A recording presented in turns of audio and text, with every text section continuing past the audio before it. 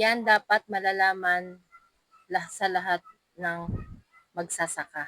Yes, tama po kayo. Dapat po malaman ng mga magsasaka yung napakaganda natin na product dahil ito'y may technology. At yung iba po naman ay binibigyan po ng DA ng pataba, yun po'y ayos lang kasi kailangan pa rin po natin ng synthetic hanggat hindi po natin nilalagyan ng organic materials yung soil.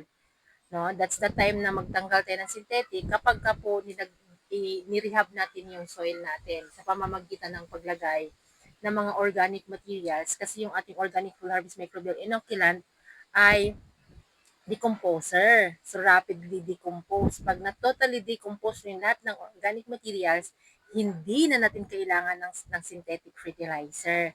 Pero sa ngayon, iilan pa lang po yung mga client natin na bumibitaw sa synthetic. Karamihan po ay nasa synthetic pa din, lalo't may binibigay po yung ating DA.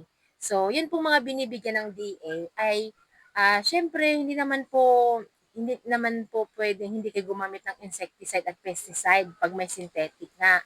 So, ngayon, okay na po yan, binigyan po kayo ng DA, ang gagamitin nyo na lang is itong organic full harvest microbial inoculant at root and leaf fertilizer, kahit sa isang hektarya ay one set para po maiwasan din po ninyo ang pag-spray ng insecticide at pesticide.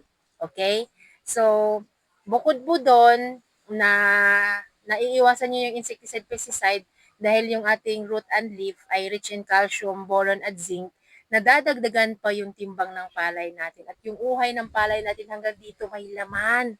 Kasi yung in-spray natin, hindi lang siya basta protection, nutrition. Kung kaya, yung butil ng palay natin, napakaganda.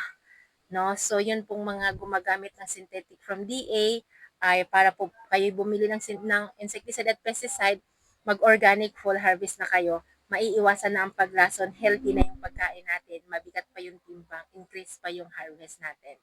So, that's it for now, guys. Follow for more.